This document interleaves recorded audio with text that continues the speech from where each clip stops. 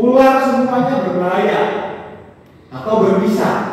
Nah, padahal di Indonesia ini adalah salah satu negara yang memiliki ular paling banyak, jenis ular yang paling banyak. Di Indonesia ada sekitar 349 jenis ular, di mana hanya 15%-nya saja yang berbisa. Jadi habis 15% saja. Yang berbisa, yang berbahaya bagi manusia bila mana menggigit, bisa menimbulkan kecacatan sampai dengan kematian.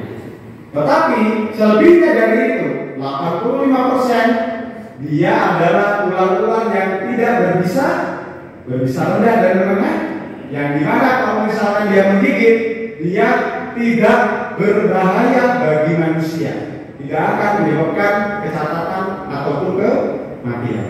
Jadi hanya sedikit 15%. Kalau di Klaten sini, kalau laporan-laporan yang saya terima adalah sekitar 30 sampai 40 jenis, maka kurang lebihnya hanya tinggal 6 atau 7 jenis yang bila mana dia menggigit, maka dia akan berbahaya bagi manusia. Maka akan berbahaya bagi yang tergigit. Seperti itu. Jadi hanya sedikit. Itu pun kalau kita tidak melakukan interaksi atau kita tidak melakukan provokasi, maka dia tidak akan menyerang. Itu. Kemudian kita akan mengenal lebih dekat. Nah, jadi tadi ya di awal ibu bapak tidak senang, tidak cinta bila mana belum mengenal. Nah, kita akan mengenal lebih dekat dengan ular. Jadi ular itu kita bisa kenali dari apa yang pertama adalah dia karakternya. Ya, jadi karakter ular di sini yang pertama yang saya sebutkan adalah dia individu atau soliter. Nah, jadi kalau misalkan bapak ibu nanti ketemu ular satu atau ada 2 ular atau 3 ular, sebenarnya mereka tidak saling mengenal. Jadi mereka tidak saling mengenal dan mungkin saja dia adalah mungkin jenis lain. Nah, kalau misalkan di situ ada banyak di tempat, mungkin ya maaf di belakang sini mungkin ada banyak, itu karena mungkin di situ tempatnya kotor, memungkinkan untuk ular mendapatkan makanan. Seperti itu. Jadi dia tidak saling kenal. Jadi walaupun dia dilahirkan, ditetaskan, kemudian dia di situ berkerumun, dia tidak saling kenal. Kemudian akan menyebar. Itu ular seperti itu. Kemudian yang kedua, bahwasanya ular itu adalah memandung, dia selalu berpindah. Jadi pada saat nanti bapak ibu menemukan 1 atau 2 atau 3 ular di lokasi tertentu, maka pada saat nantinya kita lihat lagi belum tentu ada. Jadi dia berpindah-pindah. Jadi tidak perlu takut bahwasanya itu ada sarang ular di sana, ada sarang ular di sana, tidak ada.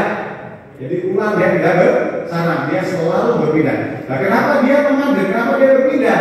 Karena instingnya dia adalah 2. Pertama adalah dia mencari tempat makan. Kedua adalah mencari tempat bersembunyi.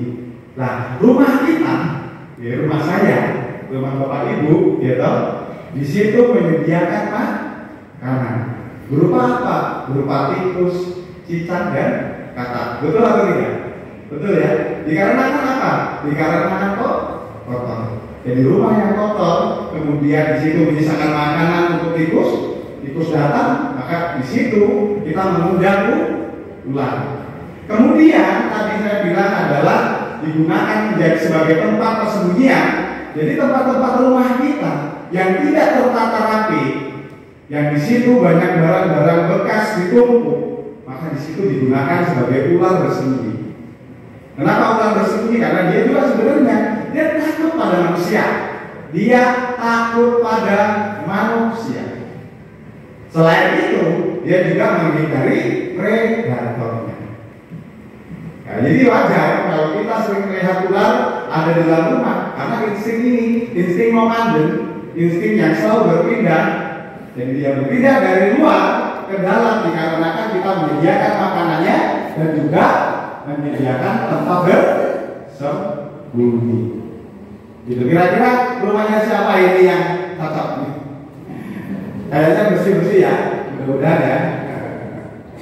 Kemudian berikutnya adalah, nah ini tadi ini udah masuk ya, jadi ular takut dengan manusia dan berusaha menghindar, udah dijelaskan tadi. Jadi dia masuk ke dalam rumah untuk bersembunyi bahkan dari manusia itu sendiri. Kita lanjut aja langsung adalah ular tidak menyerang, jadi melainkan dia bertahan. Jadi kalau misalkan pemain bola, dia baik semua sama kita, dia tidak ada penyerangnya. Jadi pada saat kita bertemu ular, selama kita tidak melakukan provokasi, nah provokasi itu apa baik? Ini apa saja? Provokasi diantaranya kita memegang, kita kaget ini provokasi. Kemudian berusaha membunuh, ini juga adalah provokasi. Maka ular akan menyerang. Selama kita diam saja, kita tidak melakukan apapun, kita tidak memegang, tidak begini. Bisa dibuktikan nanti. Kita akan buktikan, mungkin kita minta relawan kurang lebihnya 3-5 orang nanti ke rumah. Nanti kita akan lihat bahwasannya ular itu tidak yang baju merah ya nanti ya. Ya. Yang baju merah daftar ya. Ya seperti yang kaget. Kemudian bahwasannya ular tidak menyukai bau wangi. Nah ini solusi, ini salah satu solusi. Ya jadi tadi di atas juga ada solusi sih sebenarnya, jangan menutup barang, kemudian kita bersih sehingga tidak ada tikus ataupun katak ataupun cicak di dalam rumah, maka tidak ada rumah. Ular tidak menyukai bau wangi. Nah ini adalah solusi. Jadi pada saat kita dengar, pada saat waktu itu kita masih SD, SMP kita melaksanakan kemah, atau mungkin sekarang banyak sekali warga yang menggunakan garam.